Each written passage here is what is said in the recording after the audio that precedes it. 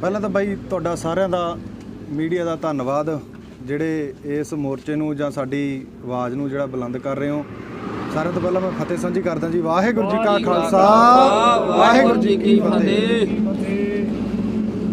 ਆਪਾਂ ਬਾਈ ਪਿਛਲੇ ਮਹੀਨੇ ਦੀ 20 ਤਰੀਕ ਨੂੰ ਇੱਕ ਰੋਡ ਜਾਮ ਛੋਟਾ ਜਿਹਾ ਪ੍ਰੋਗਰਾਮ ਤੋਂ ਬਾਅਦ ਜਿਹੜਾ ਰੋਡ ਜਾਮ ਕੀਤਾ ਸੀਗਾ ਸਾਰੀਆਂ ਸਿੱਖ ਸੰਗਤਾਂ ਦੇ ਸਹਿਯੋਗ ਨਾਲ।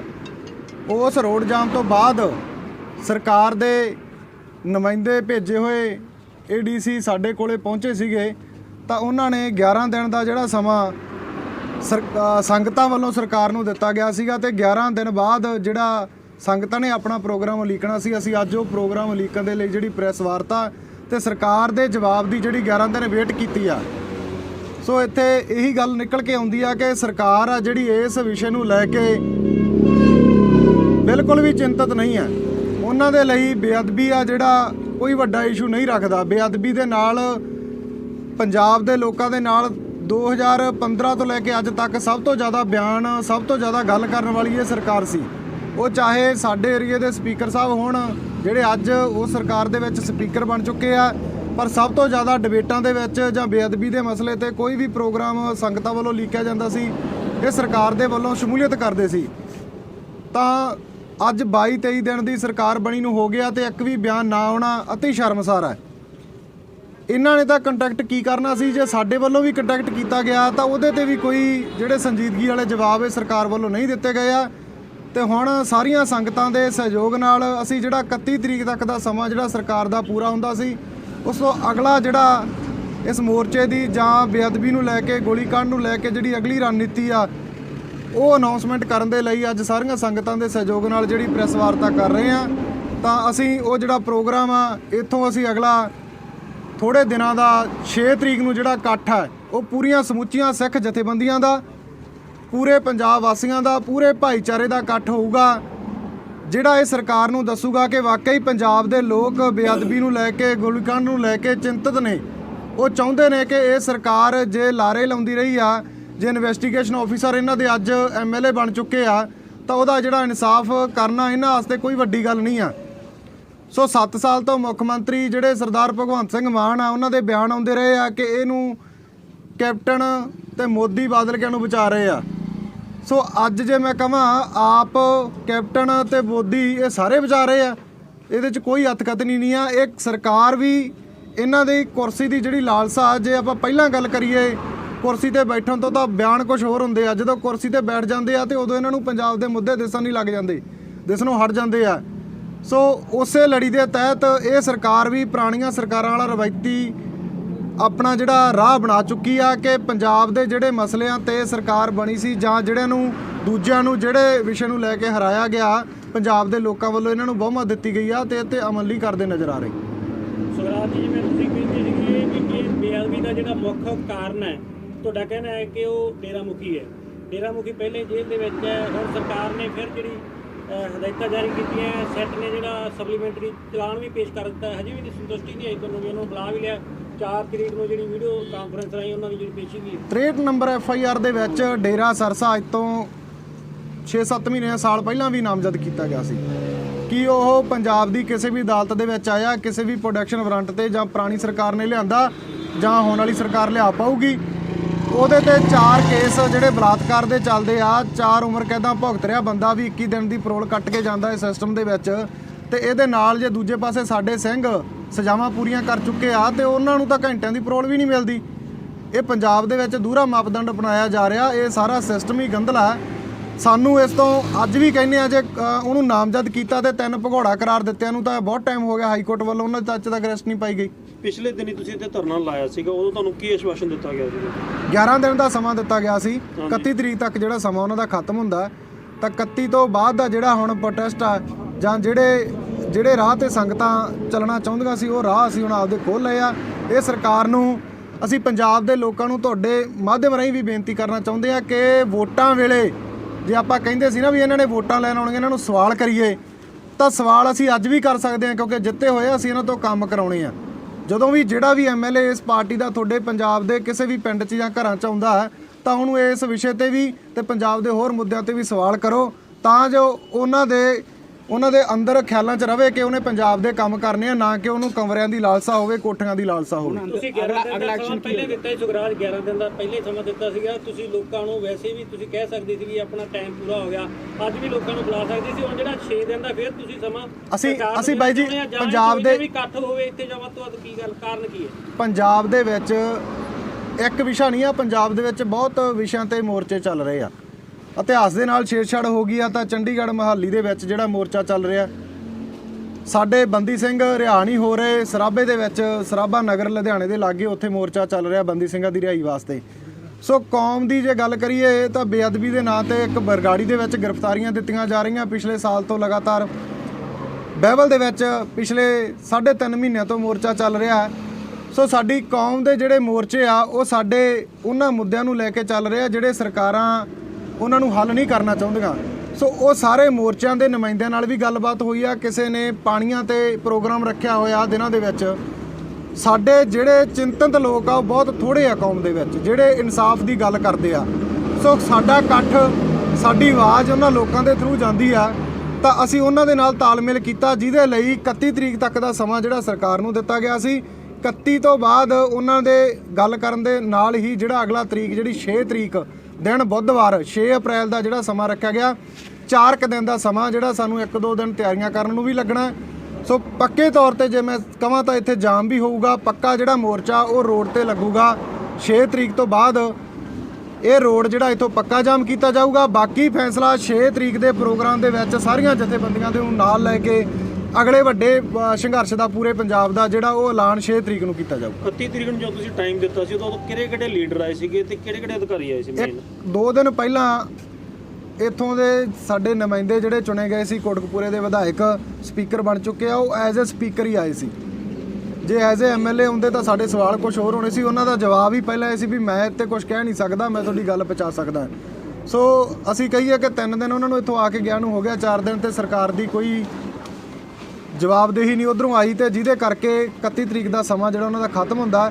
31 ਤੋਂ ਪਹਿਲਾਂ ਅਸੀਂ ਇੱਕ ਕਾਲ ਵੀ ਕਰਦੇ ਆ ਇਹਨਾਂ ਦੇ ਕੈਬਨਿਟ ਮਿਨਿਸਟਰ ਨੂੰ ਜਿਹੜੇ ਸਾਡੇ ਘਰ ਆ ਕੇ ਜਾਂਦੇ ਆ। 1 ਜੂਨ 2021 ਨੂੰ ਉਹ ਪੰਜਾਬ ਦੇ ਵਿੱਚ ਗੁਰਦੁਆਰਾ ਬੁਰਜ ਜਵਾਹਰ ਸਿੰਘ ਵਾਲਾ ਜਿੱਥੋਂ ਸਰੂਪ ਚੋਰੀ ਕੀਤੇ ਗਏ ਸੀ ਉੱਥੇ ਵੀ ਆਏ ਸੀ। ਉਹਨਾਂ ਦੀ ਅੱਧੀ ਲੀਡਰਸ਼ਿਪ ਸੀਗੀ ਜਿਹੜੀ ਆਮ ਆਦਮੀ ਦੀ ਅੱਜ ਜਿੱਤ ਚੁੱਕੀ ਆ। ਉਹਦੇ ਚੋਂ ਕੈਬਨਿਟ ਵੀ ਬਣ ਚੁੱਕੇ ਆ। ਹਰਪਾਲ ਸਿੰਘ ਜੀ ਚੀਮਾ ਜਿਹੜੇ ਫਾਈਨੈਂਸ ਮਿਨਿਸਟਰ ਆ, ਸੋ ਉਹ ਵੀ ਸਾਡੇ ਪਰਿਵਾਰ 'ਚ ਆਉਂਦੇ ਆ ਤੇ ਉਦੋਂ ਗੱਲ ਕਹਿ ਕੇ ਜਾਂਦੇ ਆ ਕਿ ਸਾਡੀ ਸਰਕਾਰ ਆਉਣ ਤੇ ਅਸੀਂ ਨਾਲ ਦੀ ਨਾਲ ਜਿਹੜੇ ਇਸ ਮਸਲੇ ਦਾ ਹੱਲ ਕਰਾਂਗੇ। ਅਸੀਂ ਉਹਨਾਂ ਨੂੰ ਉਹ ਯਾਦ ਕਰਾਉਣ ਦੇ ਲਈ ਕਾਲ ਕਰਦੇ ਆ ਤਾਂ ਕਾਲ ਦਾ ਜਵਾਬ ਆ ਜਿਹੜਾ ਬਹੁਤ ਮੈਂ ਸਮਝਦਾ ਕਿ ਬੇਹਦੂਈ ਵਾਲਾ ਜਵਾਬ ਆਉਂਦਾ। ਕੋਈ ਉਸ ਲੈਵਲ ਦੇ ਬੰਦੇ ਵਾਲਾ ਜਵਾਬ ਨਹੀਂ ਦੇ ਰਹੇ। ਉਹ ਜਿਹੜੇ ਲੈਵਲ ਤੇ ਅੱਜ ਉਹਨਾਂ ਨੂੰ ਅਹੁਦਾ ਮਿਲਿਆ ਹੋਇਆ, ਉਹ ਇਸ ਵਿਸ਼ੇ ਨੂੰ ਇਗਨੋਰ ਕਰਕੇ ਉਹਨਾਂ ਦੇ ਲਈ ਕੋਈ ਵੱਡਾ ਵਿਸ਼ਾ ਹੀ ਨਹੀਂ ਸੀਗਾ ਤੇ ਗੱਲ ਸੁਣਨੀ ਵੀ ਠੀਕ ਨਹੀਂ ਸਮਝੀ ਉਹਨਾਂ ਨੇ। ਅਸੀਂ ਉਹਨਾਂ ਨਾਲ ਰਾਬਤਾ ਕਰਨਾ ਚਾਹਿਆ ਪਰ ਉਹਨਾਂ ਨੇ ਉਹਦਾ ਜਵਾਬ ਸਹੀ ਨਹੀਂ ਦਿੱਤਾ। ਇੱਥੋਂ ਇਸ ਸਰਕਾਰ ਦੀ ਇਸ ਲੀਡਰਸ਼ਿਪ ਦੀ ਮਨਸ਼ਾ ਜਿਹੜੀ ਜ਼ਾਹਰ ਹੁੰਦੀ ਆ ਕਿ ਕਿੰਨਾ ਕੁ ਪੰਜਾਬ ਦੇ ਮੁੱਦਿਆਂ ਨੂੰ ਸੰਜੀਦਗੀ ਨਾਲ ਲੈਂਦੇ ਆ। ਪਿਛਲੇ ਦਿਨ ਮੋਰਚੇ 'ਚ ਕੁਝ ਲੀਡਰਾਂ ਵੱਲੋਂ ਇਹ ਵੀ ਬਿਆਨ ਦਿੱਤੇ ਗਏ ਸੀ ਵੀ ਜੇ ਅਸੀਂ ਇਹਦਾ ਹੱਲ ਨਾ ਕਰ ਸਕੇ ਤੇ ਅਸੀਂ ਸਿਆਸਤ ਛੱਡ ਦਾਂਗੇ। ਬਿਲਕੁਲ ਜੀ, ਇੱਥੇ ਗੁਰੂ ਸਾਹਿਬ ਦੀ ਹਜ਼ੂਰੀ ਦੇ ਵਿੱਚ ਗੱਲਾਂ ਕੀਤੀਆਂ ਗਈਆਂ ਸੀਗੀਆਂ ਤਾਂ ਮੈਂ ਵੀਡੀਓ ਵੀ ਇੱਕ ਜਨਤਕ ਕੀਤੀ ਆ। ਸਾਡੇ ਜਿਹੜੇ ਹੁਣ ਸਪੀਕਰ ਸਾਹਿਬ ਫਿਰ ਉਹੀ ਗੱਲ ਆ ਗਈ ਆ ਕਿ ਉਹ ਕਹਿੰਦੇ ਸੀ ਕਿ ਟਾਈਮ ਬਾਉਂਡ ਹੋਊਗਾ, ਸਿਆਸਤ ਛੱਡਾਂਗੇ। ਸਿਆਸਤ ਛੱਡਣ ਦੀਆਂ ਗੱਲਾਂ ਇੱਥੇ ਗੁਰੂ ਸਾਹਿਬ ਦੀ ਹਜ਼ੂਰੀ 'ਚ ਗੱਲ ਕਰਕੇ ਗਏ ਆ। ਸੋ ਮੈਂ ਸਮਝਦਾ ਕਿ ਅੱਜ ਦਾ ਸੈਸ਼ਨ ਆ, ਹੋ ਸਕਦਾ ਪੰਜਾਬ ਦੇ ਲੋਕਾਂ ਲਈ ਇਹ ਗੱਲ ਆ ਜੇ, ਪਰ ਉਮੀਦ ਨਹੀਂ ਹੈ ਇਹਨਾਂ ਤੋਂ, ਕਿਉਂਕਿ ਅੱਜ ਦੀ ਡੇਟ ਆ ਪੂਰੇ ਵਰਲਡ ਦੇ ਵਿੱਚ ਜਿਹੜਾ 1 ਤਰੀਕ ਨੂੰ ਜੇ ਆਪਾਂ ਦੇਖਿਆ ਜਾਵੇ ਤਾਂ ਕੋਈ ਲੋਕ ਸੀਰੀਅਸ ਨਹੀਂ ਲੈਂਦੇ।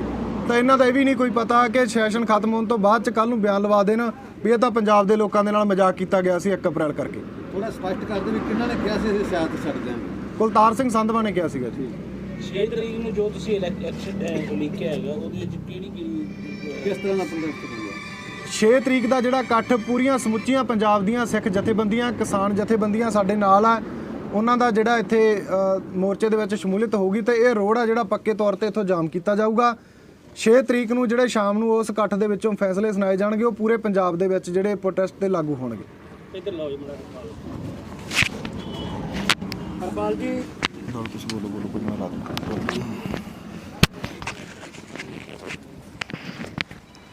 ਹਰਪਾਲ ਜੀ, ਪਿਛਲੇ ਦਿਨੀ ਜਿਹੜਾ ਜਾਮ ਲਾਇਆ ਗਿਆ ਸੀ, ਇੱਕੋ ਦਮ ਜਿਹੜਾ ਤੁਹਾਡੇ ਵੱਲੋਂ ਫੈਸਲਾ ਲਿਆ ਗਿਆ ਸੀ, ਜਾਮ ਕਰ ਦਿੱਤਾ ਗਿਆ ਸੀਗਾ।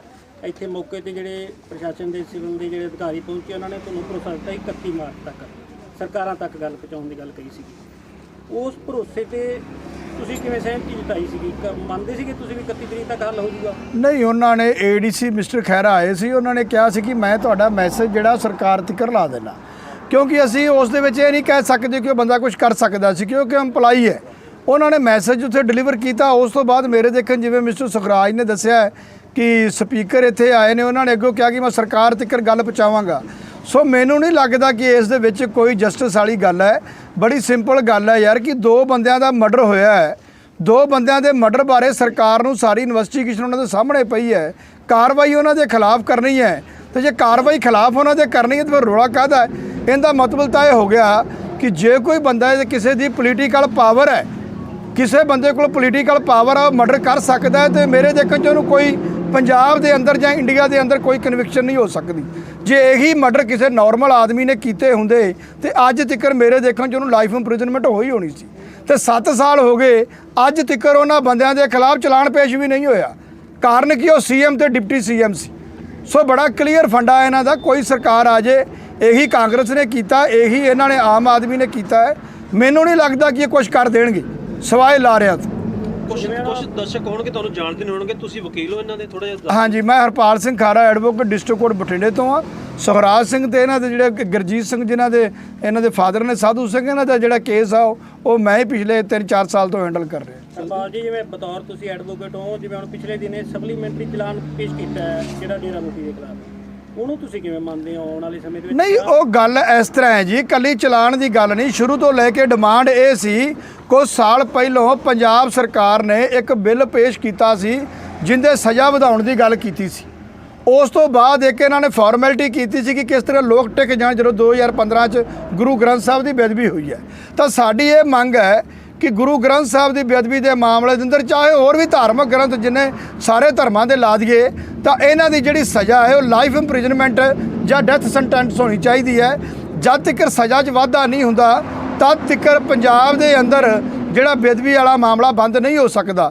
ਕਾਰਨ ਕਿ 295 ਏ ਦੇ ਵਿੱਚ 2 ਸਾਲ ਦੀ ਕੈਦ ਹੈ। ਮੁਲਜ਼ਮ ਵਾਰ-ਵਾਰ ਉਹੀ ਗੁਨਾਹ ਕਰਦੇ ਨੇ, ਉਹਨਾਂ ਦੀਆਂ ਐਂਟੀਸਪੇਟਰੀ ਬੇਲਾਂ ਹੁੰਦੀਆਂ ਨੇ। ਸੋ ਸਾਡੀ ਇਹ ਮੇਨ ਡਿਮਾਂਡ ਹੈ ਕਿ ਜਿਹੜੀ ਇਸ ਦੇ ਵਿੱਚ ਸਜ਼ਾ 'ਚ ਵਾਧਾ ਕੀਤਾ ਜਾਵੇ, 295 ਏ 'ਚ ਅਮੈਂਡਮੈਂਟ ਕੀਤੀ ਜਾਵੇ, ਤੇ ਸਰਕਾਰ ਇਸ ਤੇ ਬਿਆਨ ਦੇਵੇ ਕਿ ਅਸੀਂ ਇਸ ਦੇ ਵਿੱਚ ਇੰਟਰਸਟਡ ਹਾਂ, ਅਸੀਂ ਇਸ ਦਾ ਪਿੱਛਾ ਕਰਾਂਗੇ, ਅਸੀਂ ਇਸ ਦੇ ਕਾਰਵਾਈ ਕਰਨ ਲਈ ਵੀ ਅਸੀਂ ਸਪੋਰਟ ਕਰਾਂਗੇ। ਪਰ ਸਰਕਾਰ ਜਿਵੇਂ ਪੰਜਾਬ ਸਰਕਾਰ ਤਾਂ ਸਤਰਕ ਹੋਈ ਹੈ ਨਾ, ਜਿਵੇਂ ਹੁਣ ਪਿਛਲੀਆਂ ਸਰਕਾਰਾਂ ਨੂੰ ਤੁਸੀਂ ਬਹੁਤ ਲੰਬਾ ਸਮਾਂ ਦਿੱਤਾ, ਇਹਨੂੰ ਸਰਕਾਰ ਨੂੰ ਵੀ 6 ਮਹੀਨੇ ਦਾ ਟਾਈਮ ਤੁਹਾਨੂੰ ਦੇਣਾ ਬਣਦਾ ਜਾਂ ਨਹੀਂ? ਦੇਖੋ, ਗੱਲ ਇਸ ਤਰ੍ਹਾਂ ਹੈ ਜੀ, ਗੱਲ ਤਾਂ ਸਟੇਟਮੈਂਟ ਦੀ ਹੈ। ਹੁਣ ਮੁੱਖ ਮੰਤਰੀ ਆ ਜਿਨ੍ਹਾਂ ਨੇ ਹਰ ਅਹੁਦੇ ਤੇ ਹਰ ਤਰਫੇ ਤੇ ਉਹਨਾਂ ਨੇ ਸਟੇਟਮੈਂਟ ਦਿੱਤੀ ਹੋਈ ਹੈ। ਜੇ ਸਕੂਲ ਪ੍ਰਤੀ ਲਾ ਲਈਏ ਜਾਂ ਹਰ ਕਿਸੇ ਵੀ ਅਹੁਦੇ ਤੇ ਉਹਨਾਂ ਨੇ ਕਿਹਾ ਕਿ ਇਸ ਤਰ੍ਹਾਂ ਹੋ ਜਾਏਗਾ, ਤੇ ਕੀ ਉਹ ਇੱਕ ਬੇਅਦਬੀ ਦਾ ਬਾਰੇ ਜਿਹੜੇ ਆਪ ਵੀ ਇੱਥੇ ਆਏ ਨੇ ਮਿਨਿਸਟਰ, ਕੀ ਉਹ ਇੱਕ ਸਟੇਟਮੈਂਟ ਨਹੀਂ ਦੇ ਸਕਦੇ? ਕੀ ਉਹ ਕਹਿ ਨਹੀਂ ਸਕਦੇ ਮਹੀਨੇ ਜਾਂ 2 ਮਹੀਨਿਆਂ 'ਚ ਅਸੀਂ ਇਹ ਟਾਈਮ ਬਾਉਂਡ ਕਰਕੇ ਅਸੀਂ ਇਹ ਕੇਸ ਜਿਹੜੇ ਸੋਲਵ ਕਰਾਂਗੇ, ਜਾਂ ਅਸੀਂ ਉਹਨਾਂ ਮੁਲਜ਼ਮਾਂ ਦੇ ਖਿਲਾਫ ਚਲਾਨ ਪੇਸ਼ ਕਰਾਂਗੇ, ਜਾਂ ਅਸੀਂ ਜਿਹੜਾ ਅਮੈਂਡਮੈਂਟ ਬਾਰੇ ਰਾਸ਼ਟਰਪਤੀ ਕੋਲ ਜਾ ਕੇ ਰਿਕੁਐਸਟ ਕਰਾਂਗੇ, ਸੈਂਟਰ ਜਾਵਾਂਗੇ? ਅਜਿਹੀਆਂ ਗੱਲਾਂ ਕਰਨ ਵਾਲੀਆਂ ਨੇ, ਕੋਈ ਐਡੀ ਵੱਡੀ ਗੱਲ ਨਹੀਂ, ਲੀਗਲੀ ਗੱਲ ਹੈ। ਜੇ ਲੀਗਲੀ ਗੱਲ ਵੀ ਨਹੀਂ ਕਰਨਾ ਚਾਹੁੰਦੇ, ਇਹਦਾ ਮਤਲਬ ਤਾਂ ਇੱਕੋ ਹੀ ਹੈ, ਚਾਹੇ ਕਾਂਗਰਸ ਹੈ ਚਾਹੇ ਆਪ ਹੈ, ਇਹ ਉਹ ਸੀਐਮ ਤੇ ਡਿਪਟੀ ਸੀਐਮ ਦੇ ਖਿਲਾਫ ਕਾਰਵਾਈ ਨਹੀਂ ਕਰਨਾ ਚਾਹੁੰਦੇ। ਸੋ ਬਤੌਰ ਵਕੀਲ ਤੁਸੀਂ ਜਿਹੜਾ ਇਮੀਡੀਏਟ ਐਕਸ਼ਨ ਦਾ ਪਹਿਲਾ ਸਟੈਪ ਕੀ ਹੋਣਾ ਚਾਹੀਦਾ? ਦੇਖੋ, ਇਸ ਦੇ ਵਿੱਚ ਐਕਸ਼ਨ ਦੀ ਗੱਲ ਮੈਂ ਡਿਸਾਈਡ ਨਹੀਂ ਕਰ ਸਕਦਾ। ਕਾਰਨ ਕੀ ਹੈ, ਇਹ ਮੋਰਚਾ ਜਿਹੜਾ ਇਹ ਸੰਗਤ ਦਾ, ਦੇਖੋ ਇਹ ਸੰਗਤ ਨੇ ਡਿਸਾਈਡ ਕਰਨਾ ਹੈ। ਇਸ ਤੋਂ ਅੱਗੇ ਜਿਵੇਂ ਇਹਨਾਂ ਨੇ ਕਿਹਾ, ਇਹਨਾਂ ਦੇ ਪਰਿਵਾਰ ਨੇ ਕਿਹਾ ਸੰਗਤ ਆਵੇਗੀ, ਸੰਗਤ ਡਿਸਾਈਡ ਕਰੂਗੀ, ਇਹਦੇ ਨਾਲ ਤਾਂ ਕਲੀਅਰ ਨਹੀਂ ਕਰ ਸਕਦਾ। ਗੱਲ ਸੀ ਵੀ ਜਿਹੜੀ ਸਰਕਾਰ ਨੂੰ ਕਿਹੜਾ ਸਟੈਪ ਚੁੱਕਣਾ ਚਾਹੀਦਾ ਇਹਨੂੰ ਸੋਲਵ ਕਰਨ ਦਾ, ਉਸ ਡਾਇਰੈਕਸ਼ਨ ਦੇ ਵਿੱਚ ਸਰਕਾਰ ਇੱਥੇ ਆ ਕੇ ਟਾਈਮ ਬਾਉਂਡ ਕਰੇ, ਇਹਨਾਂ ਨਾਲ ਗੱਲ ਕਰੇ ਕਿ ਇੰਨੇ ਚਿਰ ਦੇ ਵਿੱਚ ਅਸੀਂ ਚਲਾਨ ਪੇਸ਼ ਕਰਾਂਗੇ। ਜਦੋਂ ਇਹ ਸੱਤਾ 'ਚ ਨਹੀਂ ਹੁੰਦੇ ਉਦੋਂ ਇਹਨਾਂ ਦੇ ਬਿਆਨ ਆਉਂਦੇ ਆ, ਉਹ ਇਹਨਾਂ ਦੇ ਕੌਮੀ ਕਨਵੀਨਰ ਆ, ਤੇ ਉਹ ਕਹਿੰਦੇ ਆ ਵੀ ਕੰਵਰ ਵਿਜੇ ਪ੍ਰਤਾਪ ਦੀ ਰਿਪੋਰਟ ਲਾਗੂ ਕਰੋ, 24 ਘੰਟਿਆਂ 'ਚ ਇਸ ਮਸਲੇ ਦਾ ਹੱਲ ਹੋ ਸਕਦਾ ਹੈ। ਤੇ ਅੱਜ 24 ਘੰਟਿਆਂ ਦੇ ਵੀ ਮੈਂ ਸਮਝਦਾ 400-500 ਘੰਟਾ ਬਤੀਤ ਹੋ ਗਿਆ, ਤੇ ਕੰਵਰ ਵਿਜੇ ਪ੍ਰਤਾਪ ਵੀ ਇਹਨਾਂ ਦਾ ਐਮਐਲਏ ਆ। ਉਹ ਤਾਂ ਕਿਸੇ ਦੇ ਕਹਿਣ ਤੇ ਲਾਗੂ ਨਹੀਂ ਨਾ ਕਰਨੀ, ਰਿਪੋਰਟ ਤਿਆਰ ਆ, ਉਹਦੇ ਤੇ ਕੋਰਟ 'ਚ ਕੇਸ ਚੱਲੀ ਜਾਂਦਾ, ਕੋਰਟ ਕੇਸ ਤੇ ਚਾਰਜਸ ਲੱਗਣ ਵਾਲੇ ਆ, ਉਹਦੀ ਰਿਪੋਰਟ ਨੂੰ ਉਹ ਸਹੀ ਮੰਨਦੇ ਆ, ਤੇ ਉਹਦੇ ਆਧਾਰ ਤੇ ਉਹ ਕਦੋਂ ਵੀ ਕਾਰਵਾਈ ਕਰ ਸਕਦੇ ਆ। ਅੱਜ ਉਹਨਾਂ ਦੀ ਸਰਕਾਰ ਹੈ, ਸਿਰਫ ਇਹ ਮਨਸ਼ਾ ਨਹੀਂ ਹੈ ਕਰਨ ਦੀ, ਕਿਉਂਕਿ ਚਲਾਨ ਪਿਆ ਹੋਇਆ ਹੈ, ਅਜੇ ਇਨਵੈਸਟੀਗੇਸ਼ਨ ਕੰਪਲੀਟ ਨਹੀਂ ਹੋਈ 302 ਦੇ ਅੰਦਰ। ਜੇ ਇਨਵੈਸਟੀਗੇਸ਼ਨ ਕੰਪਲੀਟ ਨਹੀਂ ਹੋਈ, ਚਲਾਨ ਪੇਸ਼ ਹੋ ਸਕਦਾ ਹੈ, ਤਾਂ ਉਸ ਵਕਤ ਦੇ ਸੀਐਮ ਦਾ ਇਸ ਦੇ ਵਿੱਚ ਨਾਂ ਆਉਂਦਾ ਸੀ। ਜੇ ਉਹਦਾ ਨਾਂ ਆਉਂਦਾ ਸੀਐਮ ਦਾ ਵਿੱਚ, ਤੇ ਫਿਰ ਚਲਾਨ ਪੇਸ਼ ਕਿਉਂ ਨਹੀਂ ਹੁੰਦਾ? ਇਟ ਮੀਨਸ ਇਹ ਸਰਕਾਰਾਂ ਉਹਨਾਂ ਨੂੰ ਬਚਾ ਰਹੀਆਂ ਨੇ, ਮੁਲਜ਼ਮਾਂ ਨੂੰ ਬਚਾ ਰਹੀਆਂ। 6 ਤਰੀਕ ਨੂੰ ਜਿਹੜਾ ਇਕੱਠ ਤੁਹਾਡਾ ਹੋਣਾ ਉਹਦੇ ਵਿੱਚ ਤੁਹਾਨੂੰ ਕੀ ਲੱਗਦਾ ਕਿ ਕਿੰਨੀਆਂ ਕੁ ਸੰਗਤਾਂ ਨਹੀਂ, ਇਸ ਬਾਰੇ ਕਲੀਅਰ ਨਹੀਂ। ਦੇਖੋ, ਇਹ ਦੋਨਾਂ ਪਰਿਵਾਰਾਂ ਦਾ ਹੈ, ਇਹ ਇਹਨਾਂ ਦਾ ਮੈਟਰ ਹੈ। ਇਹ ਸੰਗਤ ਨੂੰ ਕਾਲ ਕਰਦੇ ਨੇ, ਕਿਵੇਂ ਰਿਸਪੌਂਸ ਆਉਂਦਾ ਹੈ ਉਹ ਗੱਲ ਤਾਂ ਇਹ ਦੱਸਣਗੇ। ਓਕੇ, ਚਲੋ ਠੀਕ ਹੈ ਜੀ।